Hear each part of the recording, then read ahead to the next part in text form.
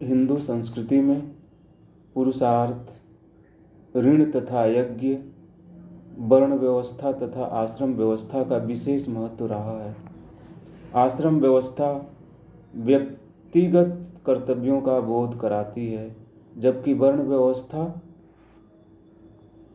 व्यक्ति और समाज के संबंध को स्पष्ट करती है। पुरुषार्थ और ऋण एक आध्यात्मिक जीवन से संबंधित है। भारतीय संस्कृति के इन चारों प्रमुख आधारों को प्रभावपूर्ण बनाने में कर्म के सिद्धांत की भूमिका सबसे महत्वपूर्ण रही है। इसी सिद्धांत ने प्रत्येक व्यक्ति को यह विश्वास दिलाया कि वह अपने स्वधर्म अर्थात अपने लिए निर्धारित कर्तव्यों का पालन करते हुए विभिन्न जन्मों में सुख, समृद्धि और सफलता प्राप्त कर सकता है। इस सिद्धांत के महत्व को निम्नलिखित रूप से स्पष्ट किया जा सकता है, जैसे व्यक्तित्व का विकास, सत्कर्मों की प्रेरणा, सामाजिक व्यवस्था का आधार और सामाजिक संघर्षों से रक्षा, समाज के कल्याण में वृद्धि, सक्रिय जीवन का आधार, मृत्यु के भय से मुक्ति। ये सब कर्म के सिद्धांत के महत्व हैं। अब जैसे व्यक्तित्व का विकास कैसे होता है कर्म के सिद्धांत के आधार पर, इसके विषय में डॉक्टर राधाकृष्णन ने लिखा है। उनके शब्द हैं, कर्म का सिद्धांत प्रत्येक व्यक्ति को भविष्य के प्रति आशावान बनाकर तथा अपने अतीत में विश्वास पैदा करके व्यक्ति के जीवन को संगठित बनाए रखता है। व्यक्तित्व का विघटन हमारी असफलताओं, मानसिक चिंताओं तथा निराशा का परिणाम होता है। कर्म का सिद्धांत प्रत्येक व्यक्ति को सफलता, असफलता, बीमारी और स्वास्थ्य, निर्धनता और संपन्नता तथा सुख और दुख जैसी सभी दशाओं में यह विश्वास दिलाता है कि प्रत्येक स्थिति उसी के कर्मों का परिणाम है। साथ ही यह अच्छे कर्मों के द्वारा व्यक्ति को आगामी जीवन में विभिन्न सफलताएं प्राप्त करने का विश्वास दिला करके उसे अपने कर्तव्यों का पालन करने के लिए प्रेरित करता है।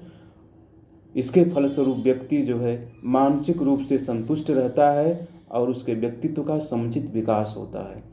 ऐसे ही सत्कर्मों की प्रेरणा, कर्म का सिद्धांत व्यक्ति में नैतिक और अच्छे कर्मों को विकसित करने में महत्वपूर्ण भूमिका निभाता है। कर्म का सिद्धांत व्यक्ति को विश्वास दिलाता है कि सबसे अच्छे कर्म वे हैं जिनका संबंध स्वधर्म पालन से है। स्वधर्म का तात्पर्य सामाजिक, नैतिक तथा मानवीय कर्तव्यों को पूरा करना है। इस प्रकार हम इस सिद्धांत से सत्कर्मों की प्रेरणा लेकर नैतिक जीवन को बनाए रखते हैं और नैतिक जीवन के विकास में सहायक बनते हैं। सामाजिक व्यवस्था का आधार, किस प्रकार से कर्म का सिद्धांत जो है समाज में व्यवस्था स्थापित करता है। सामाजिक व्यवस्था कुछ विशेष सिद्धांतों तथा सामाजिक मूल्यों पर आधारित होती है। भारतीय समाज में जीवन के जिन मूल्यों और लक्ष्यों को अधिक महत्वपूर्ण माना गया, उन्हें प्राप्त करने के लिए कर्म के सिद्धांत ने व्यक्तियों के विश्वास को अधिक दृढ़ बनाया। स्वधर्म के पालन का तात्पर्य वास्तव में सामाजिक मूल्यों और लक्ष्यों के अनुसार कार्य करना ही है। इसी के फलस्वरूप व्यक्ति के मन में वर्ण व्यवस्था, आश्रम व्यवस्था, विभिन्न संस्कारों तथा संयुक्त परिवार व्यवस्था के प्रति विश्वास बना रहा। और अगला, जैसे सामाजिक संघर्षों से रक्षा, कर्म का सिद्धांत जो है हमें सामाजिक संघर्षों से रक्षा भी कराता है। और वह किस प्रकार से? वह इस प्रकार से कि किसी समाज में संघर्षों में तभी वृद्धि होती है जब या तो व्यक्ति अपनी सामाजिक आर्थिक स्थिति से असंतुष्ट होता है अथवा भौतिकवादी विचारधारा के कारण वह अधिक से अधिक अधिकारों को प्राप्त करने के लिए, सुविधाओं को प्राप्त करने के लिए प्रयत्न करता है। कर्म के सिद्धांत ने इन दोनों समस्याओं का समाधान किया। एक ओर इसने प्रत्येक आयु, लिंग, वर्ण तथा आर्थिक स्थिति से संबंधित व्यक्तियों में अपने कर्तव्यों के प्रति, अपनी स्थिति के प्रति संतोष पैदा किया, तो वहीं हर व्यक्ति के मन में आप भय को दूर करने का प्रयास किया। तो इस तरह से वर्ण कर्म के सिद्धांत के द्वारा सामाजिक व्यवस्था बनी रही और लोग संघर्षों से बचते रहे और देश दिनों दिन उन्नति और तरक्की करता रहा। और ऐसे ही समाज कल्याण में वृद्धि, कर्म के सिद्धांत के द्वारा ही व्यक्ति समाज के कल्याण के प्रति सोचता है, सामाजिक कल्याण में वृद्धि करता है। जैसे कुछ व्यक्ति ऐसा समझते हैं कि कर्म के सिद्धांत द्वारा व्यक्ति केवल अपने लिए निर्धारित कर्तव्यों को पूरा करने में बंधा रहता है, जिसके फलस्वरूप उसका जीवन आत्म केंद्रित अथवा व्यक्तिवादी बन जाता है। लेकिन वास्तव में ऐसा नहीं है।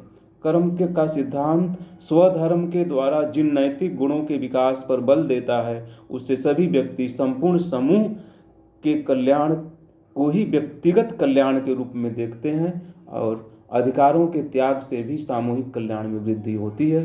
वास्तव में निष्काम कर्म की भावना समाज कल्याण का सबसे प्रमुख आधार है, जो हमको कर्म के सिद्धांत के आधार पर ही प्राप्त होती है।